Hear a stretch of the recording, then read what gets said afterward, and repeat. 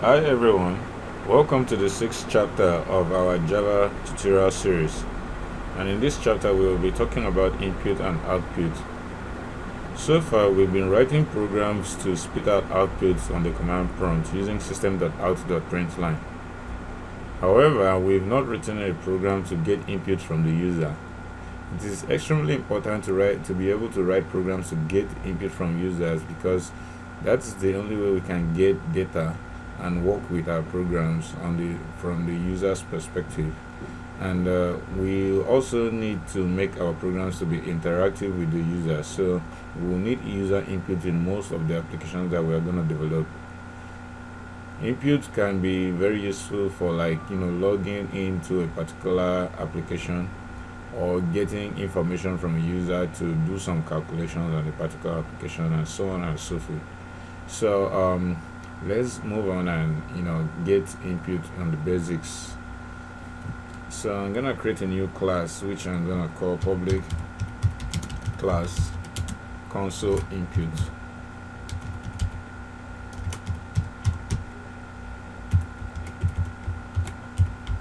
So I'm gonna create the main method.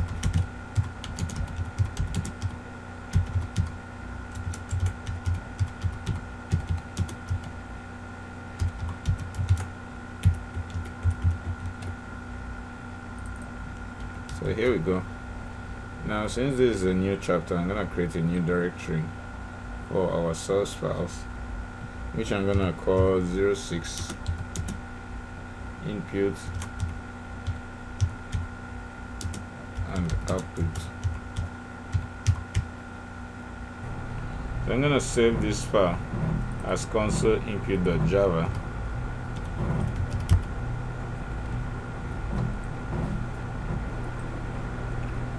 So assuming we wish to get input from the user, let's say we want to get the name of the user and the age of the user that is running our program. We need to make it interactive, like telling the user what to do, like what to type. So I'm gonna say system.out.println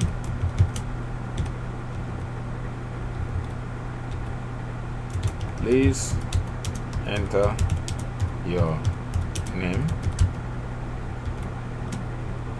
So this will prompt the user to enter a name. Then in order for us to get a name from the command prompt, we're going to use a variable to store the user's name, which we are going to call that variable name. And then we'll assign it to system.console.readline. Now system.console.readline will be able to read a line of text from the user's keyboard on the command prompt. Now system.console refers to the command prompt, that is the standard system console. So readline reads a line of text from the command prompt that has been typed by the user, and then we do that and store it in the variable called name. Okay, so let's compile this program and run it. So I'm gonna change directory to 06 input output. Sorry, I have to cd 06 input output. So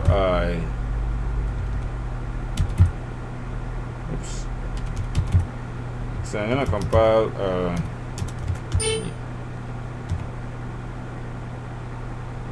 compile the class console input.java, and it compiled. So I'm gonna run the program console input, and you can see it says please enter your name, but you can see the program has not terminated. The program is waiting for me to enter a name, and you can see this cursor that is blinking here means it's a prompt for me to enter the name. So I enter my name, Jefferson, and the program terminates. So I forgot to spit out the name. So let's use system.out.println name. or I can make it interactive by saying your name is. So let's compile the program and run it. So please enter your name. So I can enter Jefferson.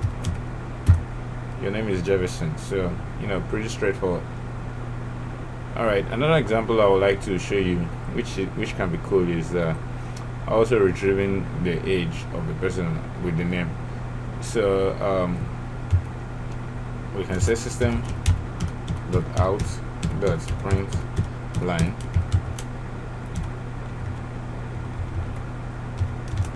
please enter your age.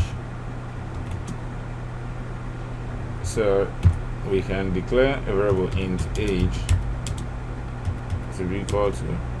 Now before I move on, there's something I want to show you from the Java API documentation. So I'm gonna go over to my bookmarks and check for my JDK.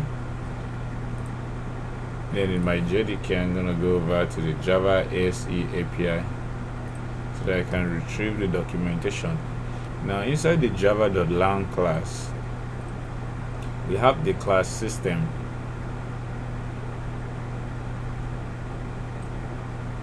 So here it is. Class system has a method called console, which gives us a console. So now the console actually has a method called readLine. You can see the readLine method returns a string, so it reads a single line of text from the console. However, if we are trying to retrieve a number like an int, this is not going to work with system.console.readline, because system.console.readline returns a string. So all we need to do is declare a string.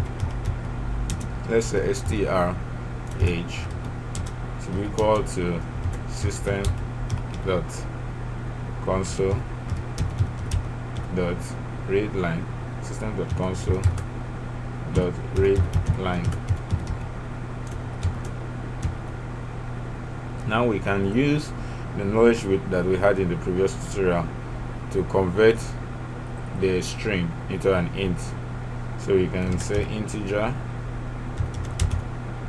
dot parse int, and we pass in the string strh,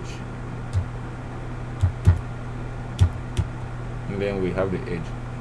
Now let's spit out the age. So we'll say system.out.println your age. Let's make this interactive. So I'm gonna say name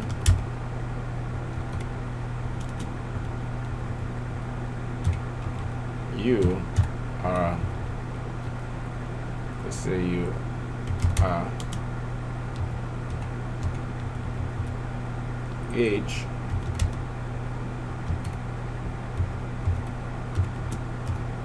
years old. Okay, so what I'm trying to do here is that when someone enters his name and his age by running this program, we're going to spit out the person's name and tell the person you are whatever age years old. Okay, so let's compile this program, see if we're on the right track. So we compile, and it compiled. Then let's run it.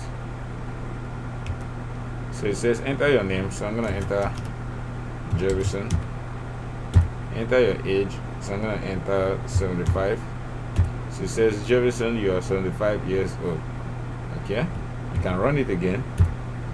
This time enter your name. Let's say I enter John Doe. Enter your age, enter 55. So it says John Doe, you are 55 years old. So you can see I didn't have to modify the program to make these changes. I simply made the changes on the program based on the input.